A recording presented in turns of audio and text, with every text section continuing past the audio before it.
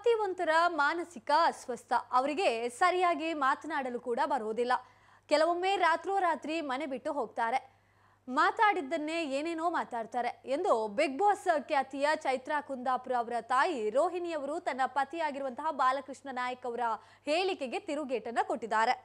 Video ಬಿಡುಗಡೆ ಮಾಡಿರುವಂತಹ ರೋಹಿಣಿ, ಚೈತ್ರಾ ಮತ್ತು ಆಕೆಯ ಪತಿ ಇಬ್ಬರು ಕಳ್ಳರು ಎಂದಿದ್ದಂತಹ ಪತಿಯ ಹೇಳಿಕೆಗೆ ಸ್ಪಷ್ಟನೆಯನ್ನ ನೀಡಿದ್ದಾರೆ. ಈ ವೇಳೆ ನನ್ನ ಪತಿ ಕುಟುಂಬದ ಜವಾಬ್ದಾರಿ ಇಲ್ಲದ ವ್ಯಕ್ತಿ, ಮನೆಯ ಯಾವ ಕಷ್ಟಕ್ಕೂ ಅವರು ಸ್ಪಂದಿಸಿದವರಲ್ಲ, ಯಾವ ಮನೆಯ ಜವಾಬ್ದಾರಿಯನ್ನ ಅವರು ತೆಗೆದುಕೊಂಡವರಲ್ಲ. ಕೆಲಸ ಮಾಡ್ತೇನೆ ಎಂದು ಎಲ್ಲೆಲ್ಲೋ ಹೋಗ್ತಾರೆ, ದುಡಿದ ಹಣವನ್ನ ದೊಡ್ಡ ಮಗಳಿಗೆ ಕೊಡ್ತಾರೆ. ನನ್ನ ದೊಡ್ಡ ಮಗಳು ಆಸ್ತಿಗೋಸ್ಕರ ತಂದೆಗೆ ಈ ರೀತಿ ಮಾತನಾಡಲು ಹೇಳಿಕೊಟ್ಟಿದ್ದಾಳೆ ಎಂದು ಆರೋಪಿಸಿದ್ದಾರೆ. ಮಕ್ಕಳಿಗೆ ಓದಿಸುವ ಹಗ್ಗ ಸಹಾಯ ಮಾಡಿಲ್ಲ, ಕೆಲಸಕ್ಕೆ ಹಾಕು ಎಂತ ಇದ್ರು. 3 ಹೆಣ್ಣು ಮಕ್ಕಳಿಗೂ ವಿದ್ಯಾಭ್ಯಾಸ ನೀಡಿದವರಲ್ಲ. ಆ ಕಾಲದಲ್ಲಿ 2 ಲಕ್ಷ ರೂಪಾಯಿ ಮನೆ ಕಟ್ಟಿದ್ರು, ಆ ಮನೆ ಬಿದ್ದು ಹೋಗಿದೆ. ನಾನು ಚೂರುಪಾರು ಹಣ ದೊಡ್ಡ ಮಗಳ ಗಂಡನ ಸೊಸೈಟಿಯಲ್ಲಿ ಇಟ್ಟಿದ್ದೆ.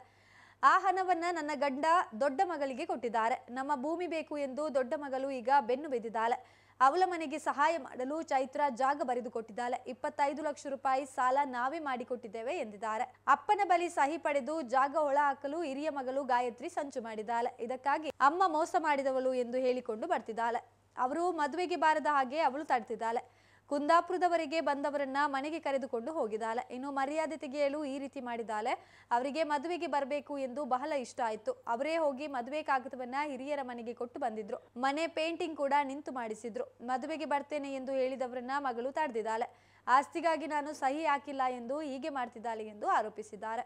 ತಗೊಂಡೋಗಿ ಕೊಟ್ಟ, ನನ್ ಗಂಡ ದುಡ್ಡು ತಗೊಂಡೋಗಿ ಅವರಿಗೆ ಕೊಡ್ತಾರೆ. ಮತ್ತೆ ಈಗ ಅದು ಸಾಲದೆ ನಮ್ಗೆ ಮನೆ ಕಟ್ಟಿ ಸಾಲ ನಮ್ಗೆ ಜಾಗ ಬೇಕು ಮನೆ ಬೇಕಂತೆಲ್ಲ ಹೇಳಿದ್ಲ. ಕಡೆಗೆ ದೊಡ್ಡ ಮಗು ಗಾಯತ್ರಿ ಅಂತ ದೊಡ್ಡವಳು ಚೈತ್ರನಕ್ಕ ಅವಳು ನಂಗೆ ಸಾಲ ಉಂಟು ನಂಗೆ ಸಾಲ ಇಲ್ಲ ಅಂತ ಅದು ಈಗಳು ಚೈತನ್ಯ ಮಾಡಿದ್ದಾರೆ. ಚೈತನ್ಯ ಬಂದು ಅಮ್ಮ ಒಂದು ಸೈನ್ ಹಾಕು ಅವಳಿಗೆ ಮನೆ ಆಗ್ಲಿ ಅಂತ ಅವಳು ಹೇಳಿ ನಮ್ಮನ್ನೆಲ್ಲ ಕರ್ಕೊಂಡು ಹೋಗಿ ಅವಳಿಗೆ ಒಂದು ಸೈನ್ ಹಾಕ್ಸಿ ಇಡೀ ಜಾಗದ ಮೇಲೆ ಒಂದು 25 ಲಕ್ಷ ಅವಳಿಗೆ ಲೋನ್ ತೆಗೆದುಕೊಡ್ತ. ಅದು ತೆಗೆದುಕೊಟ್ಟು ರೆಕಾರ್ಡ್ ಸಮೇತ ಅವಳ ಕೈಯಲ್ಲೇ ಉಂಟು. ಈಗ ಅದು ಈಗ ಅಪ್ಪನ ಹತ್ರ ಎಲ್ಲ ಸೈನ್ ಹಾಕ್ಸ್ಕೊಂಡಿರ್ಲಿಲ್ಲ. ನಂಗೆ ಮತ್ತು ಸಾಲ ಉಂಟು, ನಂಗೆ ಜಾಗ ಬರೆದುಕೊಡು ಅಂದ್ಲ. ನಂಗೆ ಇನ್ನೊಬ್ಳು ಒಬ್ಳು ಹುಡುಗಿ ಓದ್ಲಿಕ್ಕಿದ್ದಾಳೆ, ಮದುವೆ ಆಗ್ಲಿಕ್ಕೆ ಉಂಟು, ಇನ್ನೊಬ್ಳು ಇದ್ದಾಳೆ, ನಾನ್ ಸೈನ್ ಹಾಕುದೇ ಇಲ್ಲ ಅಂತ ಹಠ ಕಟ್ಟಿ ಹೇಳ್ದೆ.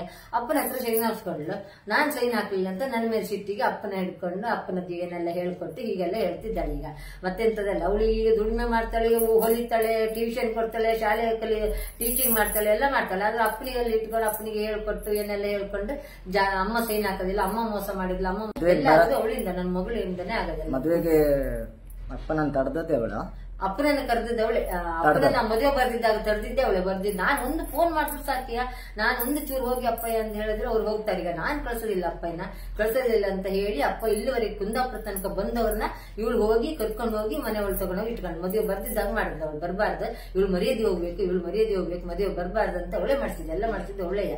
ಅವಳಿಗೆ ಬಾರಿ ಒಂದು ಹಠ ಉಂಟು, ನಾನೊಂದು ಸೈನ್ ಹಾಕಲಿಲ್ಲ ಜಾಗದ ಮೇಲೆ ಅಂತ ಬಾರಿ ಹಠ ಉಂಟು. ಅಪ್ಪನಿಗೆ ಮದುವೆ ಅಂದ್ರೆ ಬಾರಿ ಇಷ್ಟ ಆಯ್ತು, ತುಂಬಾ ಇಷ್ಟ ಆಯ್ತು ಅವರಿಗೆ. ಅವ್ರಿಗೆ ಮದುವೆ ಬರುವಾಗ ಕಟ್ಟಿಗೆ ಮನೆಗೆ ನರಿಗುಡ್ಡೆ ಮನೆ ಅಂತ ನಮ್ಮ ಕುಟುಂಬದವ್ರ ಮನೆ ಉಂಟು, ಅವರು ದೊಡ್ಡಪ್ಪ ಅವ್ರ ಮನೆ ಅದ. ಅವ್ರ ಮನೆಗೆಲ್ಲ ಬಂದು ಮದುವೆ ಕಾಗದ ಎಲ್ಲ ಖಾಲಿ ಆಯ್ತು. ನೀವು ಕಟ್ಟಿಗೆ ಮನೆ ನರಿಗುಡ್ಡೆ ಮನೆ ಅಂತ ಕುಂದೇಶ್ವರ ದೇವಸ್ಥಾನ ಹತ್ರ ಅವ್ರ ಅಕ್ಕದಿರ್ ಮನೆ ಅದು, ದೊಡ್ಡಪ್ಪನ ಮಗಳ ಅಕ್ಕದಿರ್ ಮನೆ. ಅಲ್ಲಿ ಬಂದು ನೀವು ಬನ್ನಿ, ಮದುವೆ ಬನ್ನಿ, ಕಾಗದ ಎಲ್ಲ ಖಾಲಿ ಆಯ್ತು, 9ನೇ ತಾರೀಕಿಗೆ ಕಮಲಶಿಲೆ ದೇವಸ್ಥಾನದಲ್ಲಿ ಮದುವೆ ಉಂಟು ಬನ್ನಿ ಅಂತ ಹೇಳಿ ಇಲ್ಲೆಲ್ಲವರಿಗೆ ಹೇಳಿ ಮನೆ ಪೇಂಟಿಂಗ್ ಮಾಡುವಾಗ ನಿಂತು ಪೈಂಟ್ ಮಾಡಿಸಿ ಹೋಗಿದ್ದಾರೆ.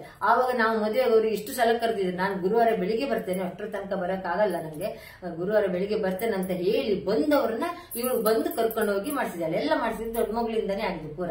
ಈಗ ನಾನು ಒಂದು ಸೈನ್ ಹಾಕಲಿಲ್ಲ, ಅವಳಿಗೆ ಆಸ್ತಿ ಸಿಕ್ಲಿಲ್ಲ ಅಂತ ಸಿಟ್ಟಿಗೆ ಏನೆಲ್ಲ ಅಪ್ಪನಿಗೆಲ್ಲ ಹೇಳ್ಕೊಟ್ಟು ಈ ರೀತಿ ಎಲ್ಲ ಮಾಡ್ತಿದ್ದಾಳೆ. ಈಗ ಬಂದು ನಮ್ಮನೇಲಿ 12 ವರ್ಷದಿಂದ ಇದ್ದಾನೆ, 12 ವರ್ಷದಿಂದ ಇಲ್ಲೇ ಮನ್ಕೊಂಡಿದ್ದ ಹಾಗೆ ಈಗ ಅಂತ ಹೇಳ್ತಿಲ್ಲ.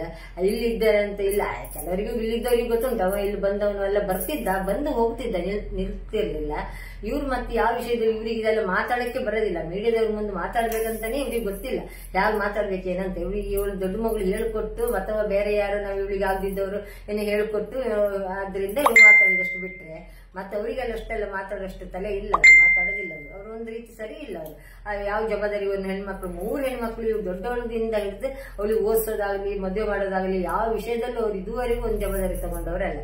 ನಾವೇ ಮಾಡಿದ್ ಬಿಟ್ರೆ ಅವ್ರಿಗೆ ಓದ್ಲಿ ಮಕ್ಕಳು ಅಂತ ಹೇಳೋದು ಇಲ್ಲ ಅವರು.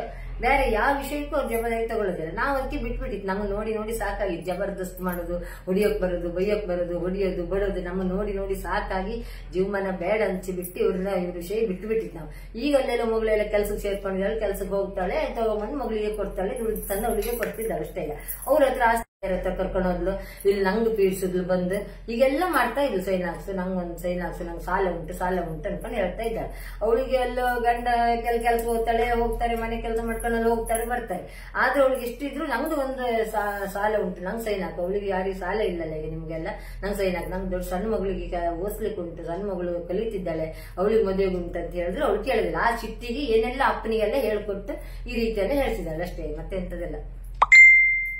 ಮತ್ತೇನಂದ್ರೆ ಅವಳ ಮಗಳು HMM ಶಾಲೆಯಲ್ಲಿ ಸುಕುಮಾರ್ ಶೆಟ್ಟರ್ ಶಾಲೆಯಲ್ಲಿ ಕೆಲಸ ಮಾಡಿದಳು.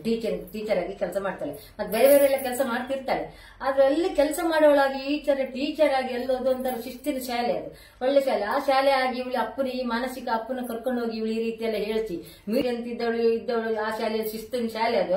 ಅವರು ಸುಕುಮಾರ್ ಶೆಟ್ಟರ್ ಒಳ್ಳೆ ಶಿಸ್ತಿನ ಅವರು ಅಂತ ಶಾಲೆಯಲ್ಲಿ ಕಲಿಸೋವಳು ಇವಳು. ಈ ರೀತಿ ಹೇಳ್ಬಾರ್ದಿತ್ತು ಮಕ್ಕಳಿಗೆಲ್ಲ ಈ ರೀತಿ. ಈಗ ನಾಳೆ ಮಕ್ಕಳಿಗೆ ಕಲಿಸ್ತಾಳಲ್ಲ, ಈ ಮಕ್ಕಳು ನಾಳೆ ಇದೇ ಕಲಿತಾರೆ, ಹೀಗೆ ಕಲ್ಸದವಳು ಈ ರೀತಿಯಲ್ಲಿ.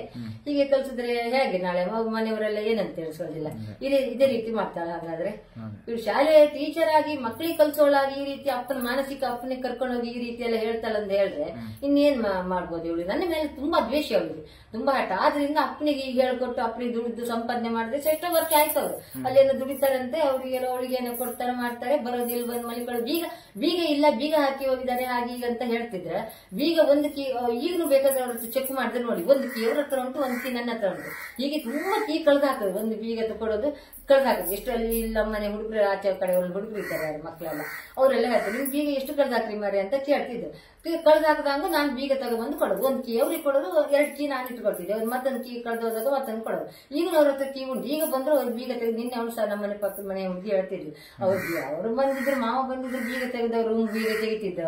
ಅವ್ರು ಬಂದಿದ್ದಲ್ಲ, ಬೇರೆ ಯಾರು ನಿಮ್ಮಲ್ಲೆಲ್ಲ ಮಲ್ಕೊಂಡಿದ್ರು ಅಂತ ಹೇಳ್ತಾರೆ. ಯಾಕಂದ್ರೆ ನನ್ನ ತಂಗಿ ಗಂಡ ಬಂದಿದ್ರೆ ನಾನು ಇರ್ಲಿಲ್ಲ, ದೇವಸ್ಥಾನಕ್ಕೆ ಹೋಗಿದ್ದೆ. ಅವ್ರು ಹೇಳೋದು ಅವ್ರು ಬಂದು ರೂಮ್ ಬೀಗ ತೆಗೆದು ಒಳಗೆ ಹೋಗ್ತಾರೆ, ಅವ್ರ ಹತ್ರ ಕೀ ಉಂಟಲ್ಲ ಅಂತ ಅವರು ಸಹ ನಿನ್ನೆ ಹೇಳಿದ್ರು. ಕೊಟ್ಟಾಗಿ ಹೇಳಿದ್ದಾರೆ ಅಷ್ಟೇ.